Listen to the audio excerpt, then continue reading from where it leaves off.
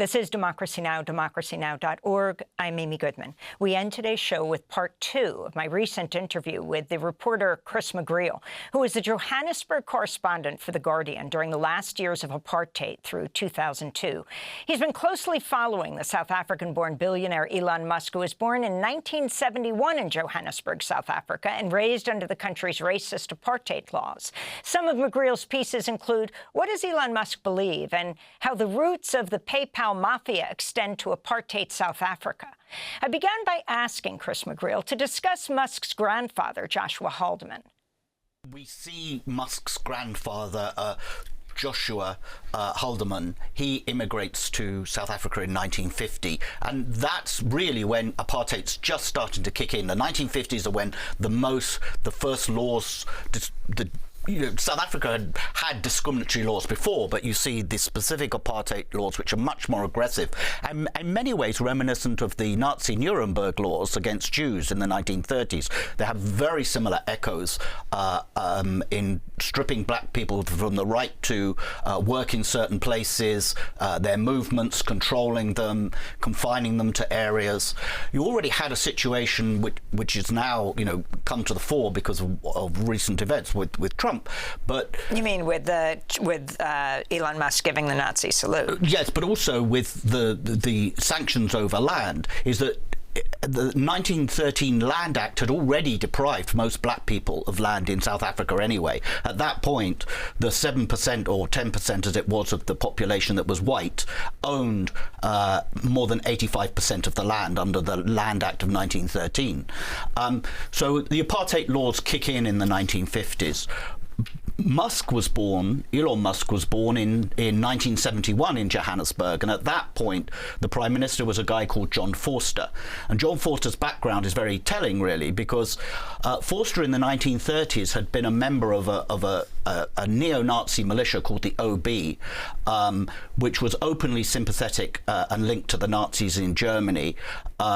It was responsible for all kinds of attacks, but including burning Jews out of their businesses in Johannesburg. And we're talking about what years? In the 1930s, so the late 1930s. And then South Africa goes to war as an ally of Britain against Hitler. The OB and the groups that support them, like Vorster, people like Vorster, they actively oppose that. They actually are in touch with, OB is in touch with German military intelligence, and they plan to assassinate the Prime Minister of South Africa, Jan Smuts, and overthrow the government and have it support Hitler. That plan fails because the Germans are unable to provide the necessary weapons and back out. But in 1942, John Vorster, later Prime Minister, stands up and gives a speech, and he talks about the system that their kind of ideological belief system, which was Christian nationalism. And he says, Christian nationalism in South Africa is the same as Nazism in Germany and fascism in Italy. It's all anti-democratic. It's all the same thing. By 1971, when Elon Musk is born, that man is the Prime Minister of South Africa. And Christian nationalism is the basis of not only the political philosophy, but the entire education system that Elon Musk is brought up into. So take us from Elon Musk's grandfather and moving to South Africa in the 50s to his father, how they gained their wealth. So Elon Musk's grandfather moves there in the 1950s. He's not particularly prosperous. He arrives without a lot of money, but it's Elon Musk's father, Errol, who makes the real money, principally through investments in emerald mines in Zambia. And mining conditions in southern Africa in that period were really pretty dire in the 1960s and 70s. Very high death rate, very poor conditions, but the owners got very rich. And Musk lived what can only be described as a neo-colonial life. If you were white South African in that period and you had any money at all, you lived with servants at your beck and call, you lived in sprawling housing, and what you see with Elon Musk is that when we get a glimpse into just how much money he had when he and Elon's mother get divorced, she says at the time that, well, he owns a yacht, he owns a jet, he owns several houses, so there was considerable wealth there. Was the grandfather of Elon Musk on the record in his support for Forster? Well, he was certainly on the record in his support for apartheid, very vividly so, yes. And he said that that's why he'd moved to South Africa from Canada in 1940 was in support of it. Now, the grandfather himself is killed a few years later in a plane crash, but is not known what Elon Musk's grandmother's personal views of Forster particularly were, but they were both avid supporters of the apartheid system, and the grandmother lived for a number of years afterwards. So you've been talking about Elon Musk's maternal grandparents and how they moved to South Africa, but talk about their roots in Canada. Originally, the grandparents have no connection to South Africa. They're born and grew up in Canada. And in the 1930s, the grandfather, Joshua Haldeman, he's head of the Canadian branch of a US movement called Technocracy Incorporated. And Technocracy Incorporated is essentially a movement to overthrow democratic government in the United States and have technocrats, but big businessmen in many ways, come in and run the country. That's partly a reaction to FDR's election and New Deal and massive reforms that he's introduced in the United States. So from Canada, they would help to launch a coup against FDR? No, Canada had its own branch of this movement to overthrow the government in Canada.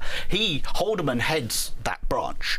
And through the 1930s, it takes on increasingly fascist overtones. They start wearing grey uniforms, modelled on the Nazi brown and black shirts.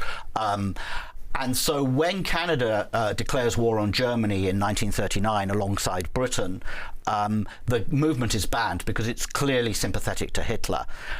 Then Haldeman is arrested. Elon Musk's grandfather. Elon Musk's grandfather is arrested. They find documents sympathetic to the Nazis and other subversive documents inside his house, and he is sent to prison for a few months and then remains on essentially a subversion watch list for the rest of the war. Yeah, so he's basically regarded as a Nazi sympathizer, a fellow traveler. And about a decade later, he moves to South Africa. Why? So after the war, he founds another political movement which has deep anti-Semitic roots and actually promotes the forgery, the protocols of the Elders of Zion. Elders of Zion, that's it. But obviously after the war and the Holocaust, there's no real appetite for that in Canada. It's a failing political movement. And so his eye casts down to South Africa. By 1950, the apartheid government has been in power for 2 years. And Haldeman looks at it and thinks that's just my kind of place, which clearly that was what he would want to create in Canada and had been trying to create in the 1930s. And so that's the point at which he and his wife, May, they move to South Africa and become very fervent supporters of apartheid. Now, I wanted to blend in some breaking news in addition to cutting off all aid to South Africa, news of the region, and that is Sam Nujoma, the freedom fighter turned president who led Namibia to independence from apartheid South Africa in 1990, has died at the age of 95, often referred to as Namibia's founding father, known for his motto, a united people striving to achieve a common good for all members of the society will always emerge victorious. Used to be called Southwest Africa, became the independent Namibia. Talk about Sam Nujoma and how that fits into this picture of South Africa through apartheid. So Sam Nujoma was the head of the Southwest Africa People's Organization, which was the liberation movement of Namibia. SWAPO, indeed. Really, SWAPO takes off and is able to have effect after Angola becomes independent with the fall of the Portuguese dictatorship. The Portuguese colonizers leave Angola, and Angola provides a base then for SWAPO to really fight to liberate Southwest Africa. That becomes known as the Border War. Euphemistically, the South Africans call it the Border War. They actually invade Angola in an attempt to overthrow the Marxist-leaning government of Angola, but also to keep SWAPO at bay. But the war goes on, and eventually South Africa loses that war. At that period, though, one of the things you see is that Peter Thiel, another member of the PayPal mafia, very close friend of Musk, he had been at school in Johannesburg, but his father gets a job on a uranium mine near Swakopmund in what is then southwest Africa. And so Peter Thiel moves there as a child and goes to school there.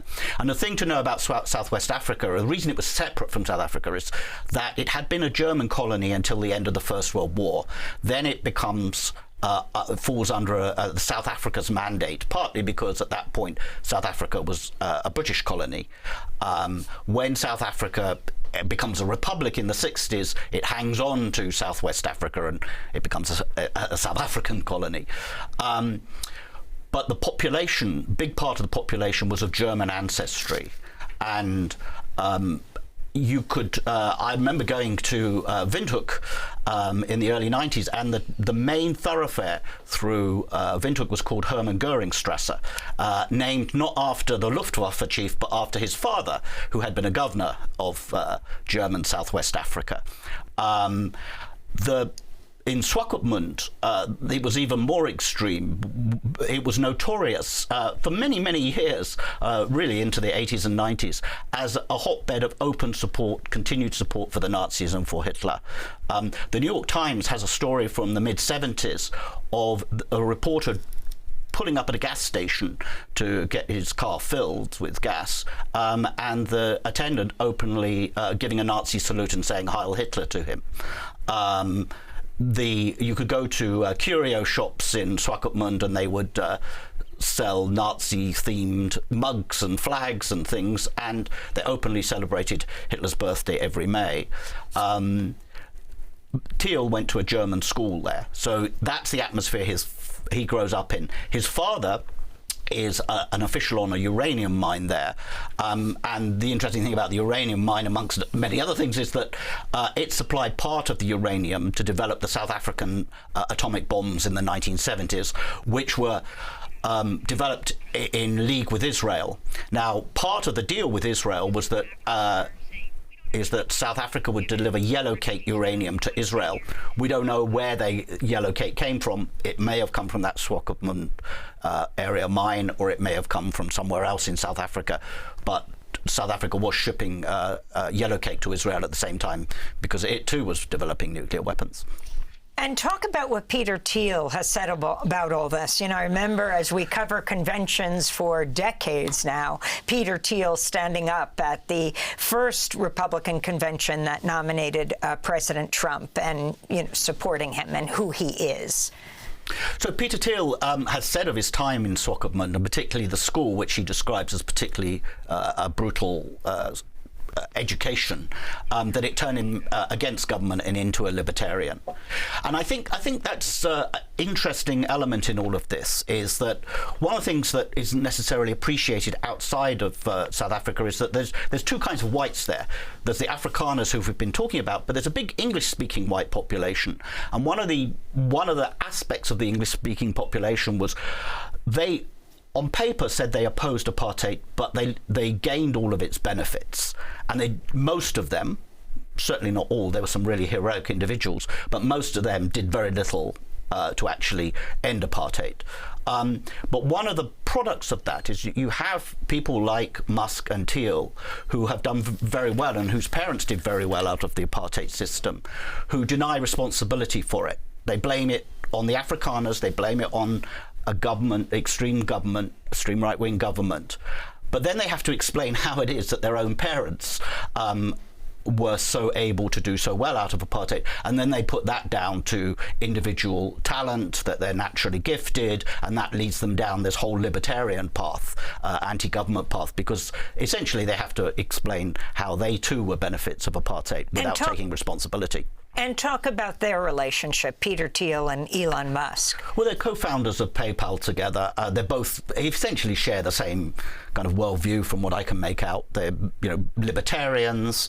They're very opposed to any kind of DEI. You've seen there a deep hostility to DEI.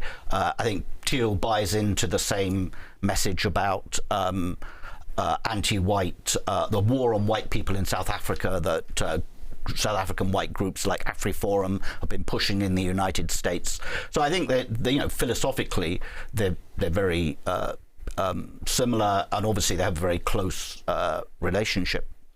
And then talk about David Sachs and talk more specifically about what you're referring to as the PayPal mafia. I don't think most people in this country understand all of these connections and this unusual situation where these some of the wealthiest men in the world work together, founded PayPal, and now surround the president of the United States. Yeah, so David Sachs was born in Cape Town in the 70s, and he moves. His parents take him to Tennessee when he's 5 years old, so he didn't grow up in the same milieu as Musk and Thiel, but he did grow up in the white South African diaspora, for sure.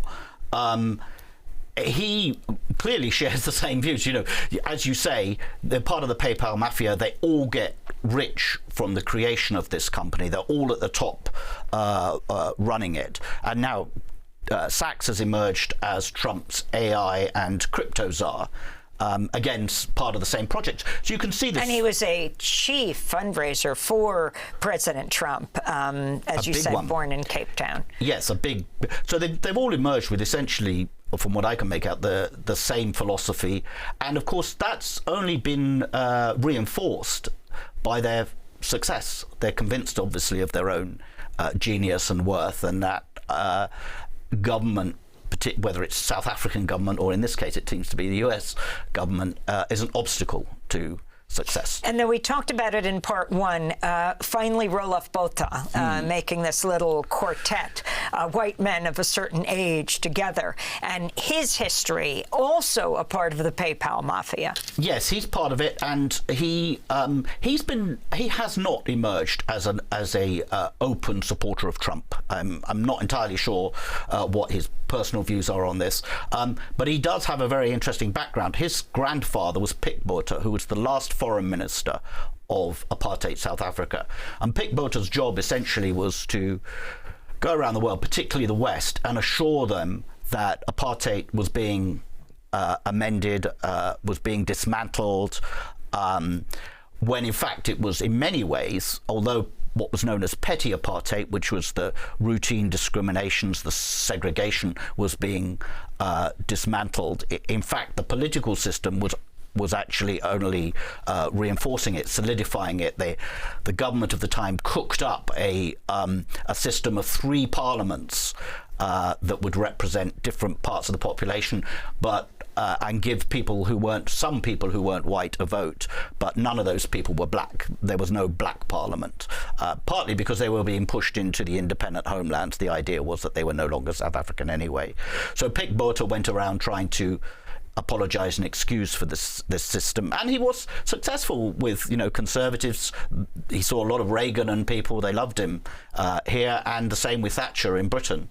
They saw them as the acceptable face of apartheid, and he was so deluded by the end. He was convinced. I remember meeting him during the era of the transition to democracy from apartheid. He was so convinced that he was indispensable to the system that Mandela would have to appoint him foreign minister, which he duly did not.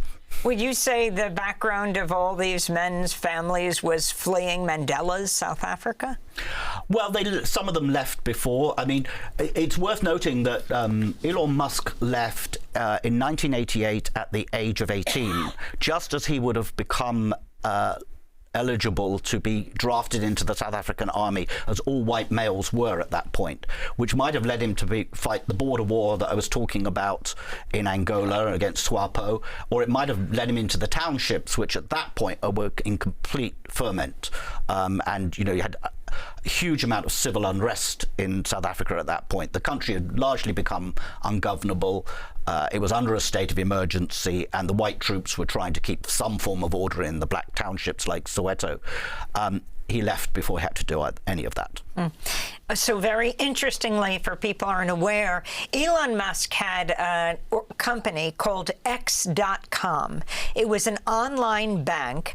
It merged with Confinity in 2000 to form PayPal. The merged company was renamed PayPal in 2001. And you have all of these guys who you've just laid out. Well, I think Botha is a partner at Sequoia Capital, but now key players. And that brings us to Trump's order on Friday to cut off all aid to South Africa and offer refugee status in the United States to the white South Africans who are, quote, victims of unjust racial discrimination. But interestingly, many in the right-wing white lobby say they want to stay and focus on ending black majority rule. This is Flip Bass, the chairperson of what's called the Solidarity Union. We might disagree with the ANC, but we love the country. As in any community, there are individuals who wish to immigrate, but the repatriation of Afrikaners as refugees is not a solution for us. We want to build a future in South Africa. So he is speaking in front of a sign that says AfriForum. Put this in context. And what about Afrikaners saying, no, this is our land. We don't want to come to the United States?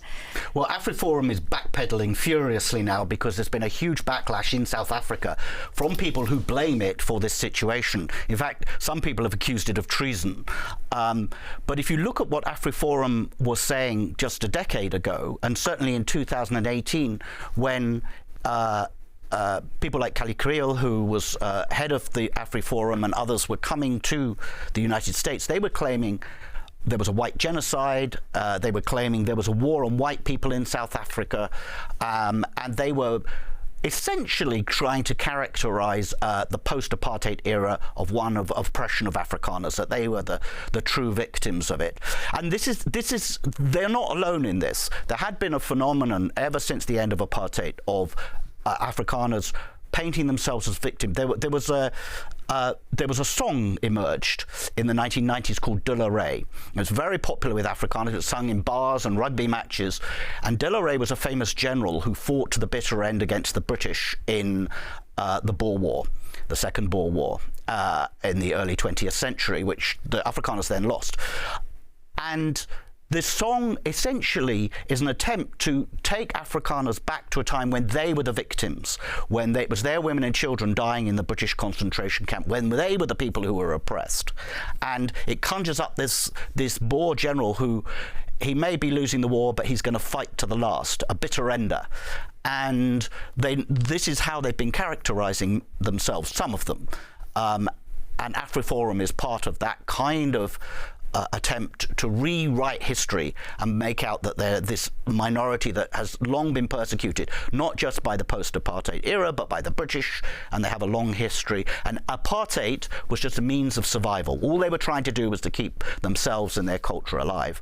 It has had one other effect, which they hadn't expected and has alarmed them, is that in all the orders that have been given out cancelling aid and agreements, one of them affects agricultural products being imported to the United States, which have generally been duty-free as a means of helping Africa.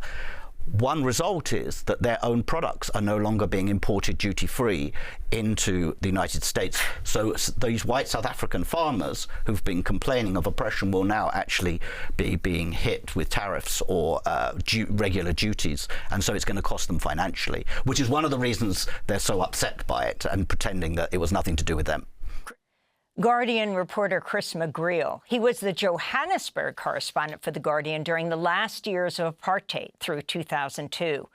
We did this interview in early February. Over the past 2 months, Trump has suspended aid to South Africa, expelled the South African ambassador, and offered refugee status to white South Africans, claiming South Africa's discriminating against the white minority. Trump has also just nominated Leo Brent Bozell to be U.S. ambassador in South Africa. Bozell's son was sentenced to nearly 4 years in prison for his role in the January 6th insurrection before he was pardoned by President Trump. One note on Elon Musk's family: May Musk is Elon's mother, not his grandmother. To see part 1 of our interview with Chris McGreal, you can go to democracynow.org. We'll also link to his pieces, What Does Elon Musk Believe? And How the Roots of the PayPal Mafia Extend to Apartheid South Africa. That does it for our show. I'm Amy Goodman. Thanks for joining us.